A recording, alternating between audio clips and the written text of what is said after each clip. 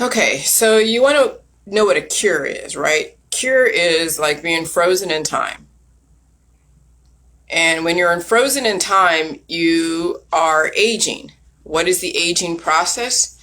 Is when the outside forces work against you until the inside forces have no other choice but to work against itself as well, because there is no evolution going on. And so in this dynamic environment, children are going to have the hardest time. Some will fight their way through it, but at a deficit. Okay, so when you see kids that, well, I've known some people who've been pregnant during a very hard time in their life.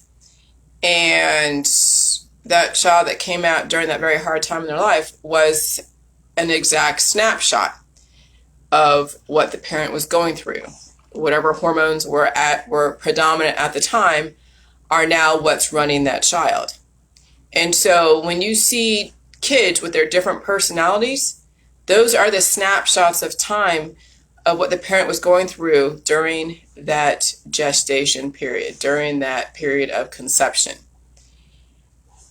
And that can be changed, but not without a fight, because there's a specific viral programming, viral entity that wants to stay alive, of course, because that's what is the soul of that child who turns into an adult. It wants to stay alive. But there's also other programming that is not so aggressive and so I don't know, that is opposite of the main viral programming. And what needs to happen is that both those hormones, which are run by viral programming, need to be balanced out. But that can't be done like in a vacuum. It must be done by the food supply and by energetic forces like salt. See, salt is a catalyst to evolution, and salt is a cure to evolution. And so, yeah, when you see someone that looks like they are mummified, or you look at someone who's like, in our society, who's 80 or 90 or 100 years old, and yes, they're still talking and still speaking, maybe relatively mentally clear, but their skin and everything is so shriveled up. That's the environment working against a person in a cured state. Because if you weren't in a cured state, you'd be reversing the aging process. You would maintain your collagen, your weight in a proportional level. You would maintain your intelligence despite the environment. And you wouldn't be aging. People wouldn't know how old you were. They would only speculate your age based upon their programming in a person of today's society, the way they would look based upon what they think is normal. And so with kids and cures, the vectors cure the kids in a specific state. The parents will either follow, will allow the kid to dictate, what they want to eat, what they don't want to eat. And so the kid also puts them in a cured state because the viral entity that's running them doesn't want to evolve. And so they're only relegated to a handful of foods. Maybe the kid's lucky enough to take on talented intellectual predispositions from the parent, despite the kid being cured. Even though they're growing up, they're still in a cured state.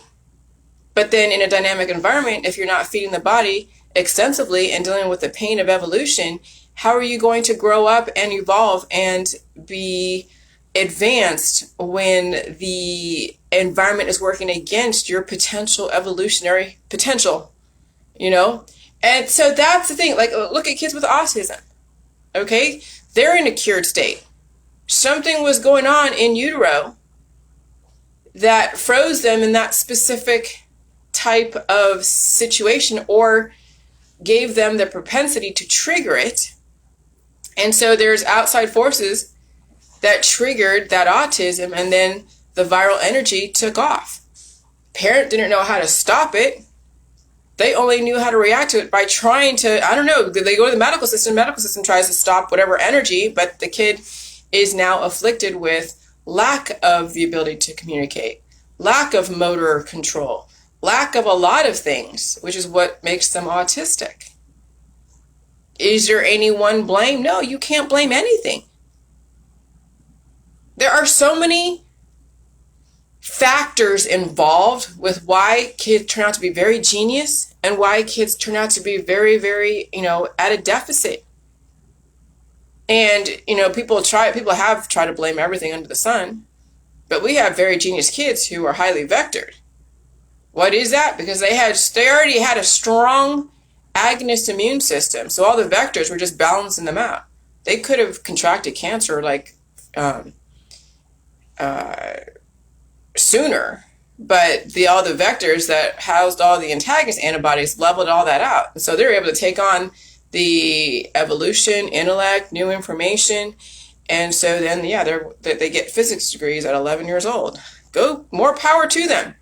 But here's the thing, if you don't understand salt, pain, and viruses and symptoms, then, you're just another transhumanist, that wants to go in and program the immune system to do certain things. But still, there's still a lifespan.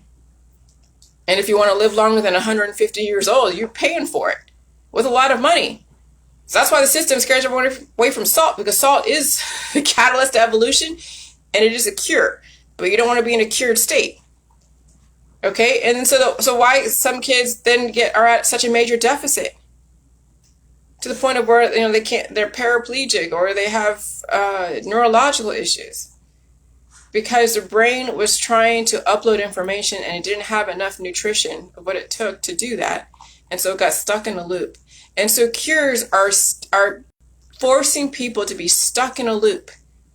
When you scare people away from evolution, they don't want to feel pain. They don't want to understand what it means to actually evolve. Then you become the hero, because if you can paint pain in a bad picture, then it becomes very easy to control a people. And so when someone said on Facebook, oh yeah, if you're afraid of dying, that's the ultimate control. But if you're not afraid to die, do you know that's such crappy ass logic that I just want to go and shake that person?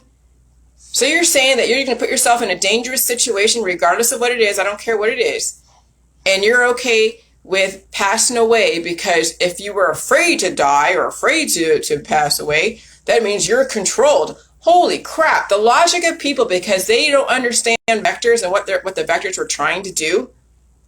The logic of people who don't understand, even the masks. Like, I had a trouble with the masks. But then I realized, yeah, I can handle the environment and I can handle a vector. But do I really want the environment to deal with the evolution? I already deal with it on some level. But do I want to deal with a major viral upload on a day that maybe the next day I want to go and work on my book and I don't want to be down coughing up a bunch of mucus? But not that I'm going to end up on a ventilator or die or anything. It's just the fact that it takes time to heal. It takes time to evolve. And if I still need to take care of errands and grocery shopping and do certain things just to get out, I want to be able to say, okay, that I don't have to come home and just, be down for the next week. But I don't think that's going to happen. I think I'm just going to feel the virus energy. But I mean, I'd rather just put a mask on. And if I'm forced to, because of whatever, I'll do the vector and I'll drink the J juice that has the salt to neutralize the effects and still feel the pain of the evolution by eating all the food in the food supply and allowing it to code my DNA. That's what food does. When you are being told you shouldn't eat this food or that food because you're going to feel this and that, yeah, you have hormonal imbalances. You might need to do a few resets and release some of that viral programming so that way you don't have the diabetes. So that way you don't have all these different afflictions, the autoimmune disorders, because it's conflicting viral energy that's being trapped in your colon. Why do you think people are underweight? Because they're not retaining the coding. People are overweight. They're accumulating coding that is working against them. It's like trapping a bunch of gang members together until they fight for the death, but there's still a host that the gang members are feeding off of. But eventually, they destroy each other. They destroy the host because they're trying to get out of a trapped system. There's no free-floating energy of retention and release. So, yeah, I feel bad for the parents out there, because in a dynamic environment such as this, the kids are going to be constantly sick because that's the evolution. They don't have the luxury now anymore. Before they were like, okay, every flu season, you get a bit of a flu or a cold, you get a vector, maybe get a flu shot, whatever. You do okay. Everything bounces out around springtime and summer, and then the fall rolls around and again it happens. But it's relatively like the the pattern or the frequency is not so much going to work against you. But now the frequency of not only the vectors being supplied to you as a potential cure, but it's also the mutating virus that's also working against people. See, people don't realize it's not just the vectors. It's this virus that is mutating in everybody. And it's a very aggressive virus. This is not just like a tiny little flu virus, cold virus that is like, a little bit of cold and that's it. Oh no, this thing takes a hold of people and it grips them and it possesses them. And the person has to fight for their own maintenance. They have to fight for their own control. And sometimes they don't have the strength to fight, or they think they do, and they deplete themselves, and then they're at more of a deficit, which is why some people get diabetes from getting a COVID. Why the long haulers are sustaining now deficit diseases, because they fought and won, but they fought and won. They were maimed. It's like going to battle and you're losing your leg. You come home, yeah, you're alive, but now you're at a deficit. That's what fighting a microbial war is. That's what the diseases are. Is that you fought and won the war, but you didn't come out unscathed. You came out injured. And so, yeah, we have a lot of kids out there that have fought and won a war, but they came out injured. Some more injured than others. Not because of the vectors, because there's a virus in the environment and the parents didn't understand how to react to the kids' injuries. They just kept compounding the injuries with more cures, more painkillers, withholding food because they're told that food is poison. And so the kid's in this cured state, stuck in a loop, stuck in the hell of having to relive their injuries day after day after day in a world that is also trying to survive, but relatively, self-sufficient. And then you have a parent and a child who is not very self-sufficient, that has never recovered from the wounds of the microbial wars. And so then they are out there blaming everybody and everything for their issues. And they're looking for a new cure. Chili juice is not a cure. And I said it on my website. Yes, it has curative effects, but that's not the point. You want to be beef jerky? Fine. And we have these people in my group that I've kicked out that want to be beef jerky. I've explained to them the third law of thermodynamics. An object in an isolated state can live indefinitely in a cured, isolated state. But are you in an isolated state? You could be in a cured form, yes, but you're not isolated. The environment is working against you. Just look at your friends and your family who are aging. They're in a cured state, but guess what? The environment is working against them. You see the wrinkles, you see all the body just depleting because a person isn't keeping up to the level of the environment. So they're trying to be in a cured state and the environment is working against them. That's the third law of thermodynamics. And so anyways, don't be using J juice as a cure, because I'll tell you what, in children, they will be depleted. They will not grow and evolve. The sickness is what gives children and adults the intelligence, but feeding the sickness with all the food in the food supply sustains it. And it must be processed food, high sodium foods with fruits and vegetables. You got to learn how to exercise your diaphragm. You got to learn how to release through your intestines. And it is not an easy fight. It is not. And some people don't have the strength to fight. They already came in this world at a major deficit. And so what's so crazy is that you think that all this stuff that's talked about in the spiritual world, about the aliens, Greek gods and the Greek myths, you think that they're just it's something that's you can't even relate to. But you realize probably that the Greek gods were the humans that made money off of living to excess, and they were also mortal. And that maybe what they were creating, anyone in a lab was creating potential for immortality. But if a person understood what it takes to evolve in a dynamic environment, they wouldn't be using the medical holistic system. They wouldn't be using half of the goods and services that are on the market, because all the commercials I see on TV are all about in reaction to your deficit diseases. From organic bullshit to all the prescription drugs to all the different, marketing taglines about fermentation. And so if 90% of the world was actually working at their capacity and living indefinitely, the medical holistic system would fold. And so would the medical institutions, so would the hospitals. They would all fold. There'd be no more industry. And so you have to understand that there is a huge business in keeping people in a cured state. And when those cures wear off, and that comes from antibiotic resistance because the body still wants to live, then it's another IPO, another drug, another remedy, another methodology, another protocol out there that people are on the hunt for until they destroy themselves and the next generation.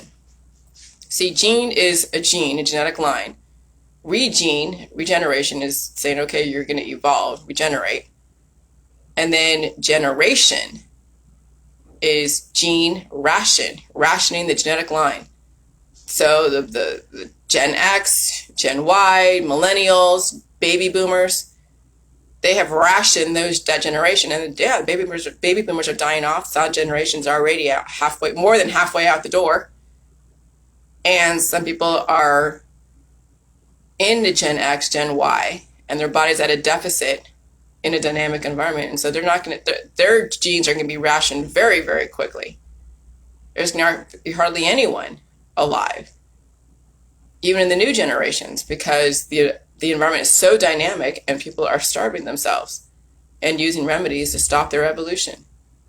So now you're at a tipping point. We're at a tipping point. Do or die. Some people would rather die. So that's why I don't really answer questions in my inbox, because you're all coming from at a very, very, at a major deficit intellectually and biomolecularly, because you all don't want to feel pain. And we don't want to feel pain. And I tell you, yeah, you got to feel pain. You got to sit out some of these things. You have to take time for yourself. Your kids are going to have to deal with being on their own. Yeah. No. Yeah. I don't see it happening for a lot of people. All right. Good luck to y'all. Bye.